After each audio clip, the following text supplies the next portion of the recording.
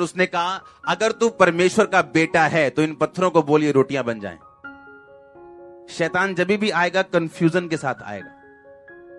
ये बात मैं चर्च में मैंने कम बताई होगी, लेकिन जब दुष्ट आत्माओं वालों को काउंसलिंग दी जाती है और उसके बाद उनके लिए प्रार्थना होती तो उनको बताया जाता है कि शैतान को अगर हराना है तो मन में उसके साथ कभी भी बहस नहीं करनी। यहां जितने पास्टर्स बैठे हैं, मेरे सन्स डॉटर्स बैठे हैं, उनको भी यह बात समझनी कि दुष्ट आत्माएं वाले जो लोग हैं, जब आप उनसे बात करो, उनकी काउंसलिंग करो, तो उनको यह बात जरूर बतानी है कि जब भी शैतान आपसे बहस करे दिल में उसके साथ कभी भी बात नहीं करनी अगर उसको हराना है तो। अगर आपको शैतान को हराना है तो मुंह से बात करनी है, दिल में नहीं। और शैतान के साथ कभी बहस नहीं करनी अपने दिल में। आप जितना उससे बहस करोगे दिल में, उतना वो ज्यादा आएगा। और ये बात परमेश्वर ने मुझे 7 बार जब 40 रोजे रखे थे तब समझाई थी। हालेलुया। क्योंकि ये मेरी लाइफ की प्रॉब्लम थी। मेंटली अपसेट के अटैक होते थे, शैतान बात करता था 24 घंटे दिल में, और मैं दिल में उसके साथ लगा रहता था, दिमाग में ही। बाइबल कहती इस बुद्धि को वचन के साथ कसना है, क्योंकि शैतान यहां अटैक करने के लिए आएगा। वो यहां बोलेगा नहीं, थोड़ी थोड़ी पी लेनी चाहिए। वो यहां बोलेगा आपसे, और अगर ये वचन के साथ कसा हुआ नहीं है तो वो एंट्री मारेगा। इसीलिए यीशु मसीह ने यह नहीं कहा, ओए शैतान तेरे को नहीं मालूम, थोड़े दिन पहले मेरे लिए आकाशवाणी हुई थी कि मैं उसका प्रिय पुत्र हूं, मैं इससे बहुत प्रसन्न हूं, यहोवा ने मेरे लिए आकाशवाणी की थी, क्या तुझे मालूम नहीं? भूल गया तू क्या? एक भी बहस नहीं की दिल में। जो उसने चैलेंज किया उसके हिसाब से वचन बोला। अगर वो आपको ये कहे दिल में तू कभी चंगी नहीं हो सकती, आप क्या कहेंगे? नहीं, एक दिन खुदावंद मेरे पे जरूर दया करेगा।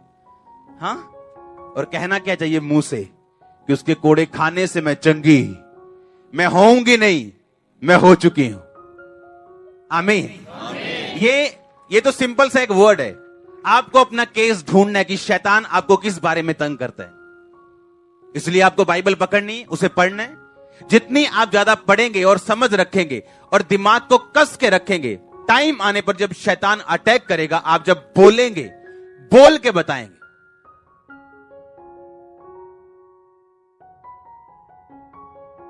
अगर वो आपको कुछ गलत करने के लिए कह रहे, आप बोलेंगे नहीं, बाइबल कहती पवित्र बन जिस तरह तरफ बुलाने वाला पवित्र। आप मन में बहस नहीं करेंगे उससे, आप वर्ड बोलेंगे मुंह से और शैतान भागेगा आपसे। आमीन। कहता धार्मिकता की क्या पहन?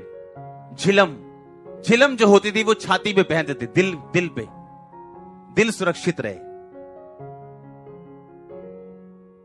यानी जो तेरे बुद्धि में आ चुका है, जो तेरे माइंड में आ चुका है, जो तूने सुना है आज चर्च में, जो घर जाके पढ़ा है, जो टीवी पे सुना है, उसको मनन करना है, अपने दिल में लेके जाना है। दिन और रात इस पर मनन करना, कंसंट्रेट करना इस पे। अगर इससे रिजल्ट निकलवाना है वचन से तो। हालेलुया। मेल की सुसमाचार की तैयारी के जूते पहन, यानी जो तेरे दिमाग में है और जो तूने मेडिटेट किया है, अब उसको प्रीच करना है। अपने पड़ोसियों को बताना है, चर्च में क्या हुआ, मेरी लाइफ में क्या हुआ, परमेश्वर ने मेरी जिंदगी में क्या किया। अब दूसरों को बताना, यानी सुसमाचार की तैयारी के जूते पहनने, ताकि जो आपने सुना और जो आपके हार्ट में है वो आपके मुंह से प्रीच हो सके। और ये शैतान से बचने का एक तरीका है और उसे मारने का तरीका है। आमीन। उसने कहा फिर तुम क्या करो? कहता उद्धार का टोप पहनो, आत्मा की तलवार लो।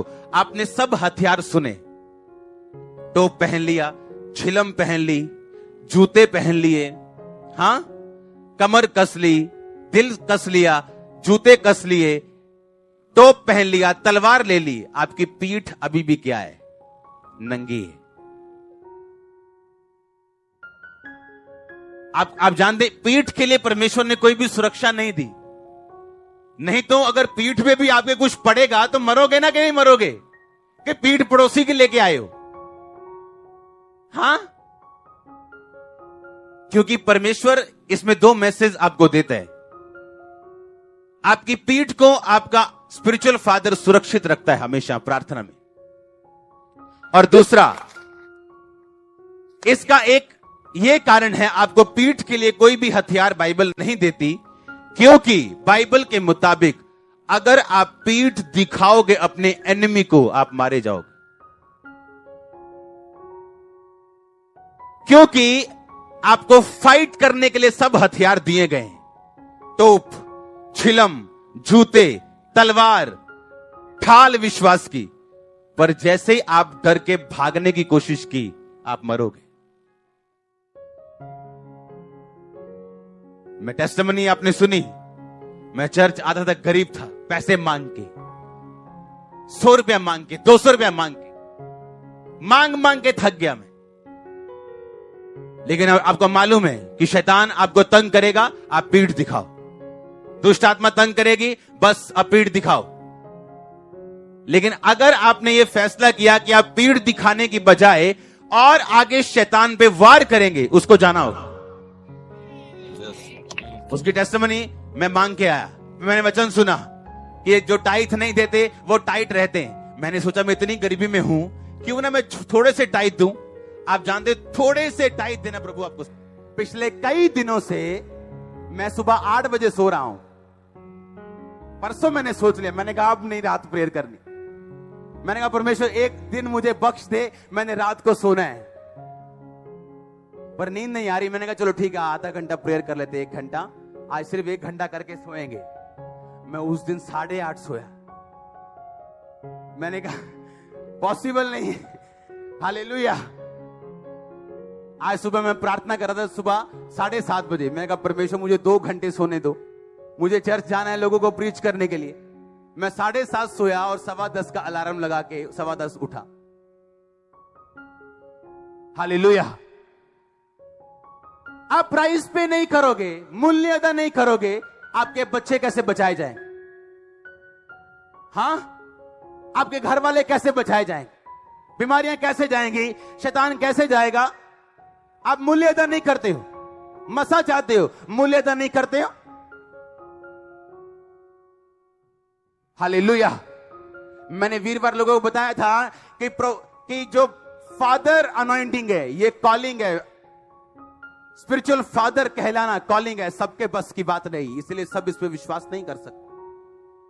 जब एलिया ऊपर जा रहा था स्वर्ग पे और एलीशा ने देखा स्वर्ग जाते हुए, तो उसने पुकारा, हाय मेरे पिता, हाय मेरे पिता। अगर पिता कहना गलत होता तो स्वर्ग से सामर्थ ना उतरती एलीशा के ऊपर। अगर यीशु मसीह ने कहा किसी को पिता ना कहना, तो अगले वचन में वो लिखता है, अपने माता और पिता का क्या कर, आदर कर। फिर अपने बाप को भी ताया जी कहना शुरू कर दो। बोलो, ये बाइबल में लिखा। फिर जब ताया जी मारेंगे तो फिर तुम बापू कहोगे उसको। हाँ, इफ्सिया कहती प्रभु में अपने माता पिता के अधीन बनो। एक प्राइस पे करो क्रिश्चियनिटी में, ताकि खुदावन तुम्हें बढ़ा सके और ब्लेस कर सके। आमीन। हालेलुया। एप्रिशिएटिव रहना, प्रशंसक रहना, हर चीज के लिए थैंक्स करना परमेश्वर का। जो आपके पास है आप इस तरह करके देखो, जो नहीं है वो भी आएगा वापिस। जो शैतान ने छीना, मैंने कहा वो भी आएगा। आमीन। ऊंचा तो किसी की शैतानी चीजें जो छीन ली गई थी, शैतान ने जो छीने वापिस आ रही, वो शैतानी चीजें जा रही और खुदाबंद वापिस कर रहा है वो ब्लेसिंग्स। वो हाथ शैतान का जा रहा है और खुदाबंद वापिस कर रहा है ब्लेसिंग। मैंने कहा आमीन। ऊंचा आशीष ऊंची चर्च, जोर से बोलो हालेलुया। आमीन। धर्मी लोग कैसे बचते हैं? ज्ञान के द्वारा। कौन सा ज्ञान? बाइबल का ज्ञान। कितने घंटे वचन पढ़ते हो रोज? कितने घंटे बाइबल पढ़ते हो रोज? एक टारगेट बनाया मैंने, कितनी बाइबल रोज पढ़नी, और जब मैं उतनी पढ़ लेता हूं उस पर टिक लगाता हूं हमेशा, ताकि मैं दोबारा इसको पढ़ूं तो मेरे को मालूम हो कि ये वचन मैं पिछले 6 दिन में या पिछले 6 महीने में 4 बार पढ़ चुका हूं या 10 बार पढ़ चुका हूं। आप ज्ञान के द्वारा बचते हो। आप अच्छे हो ये गारंटी नहीं आप जीतोगे। अच्छा फौजी जरूरी नहीं जीते, पर लड़ने वाला फौजी जरूरी है वो जीतेगा। अच्छे बनो, लेकिन लड़ाई वाले अच्छे बनो। आमीन।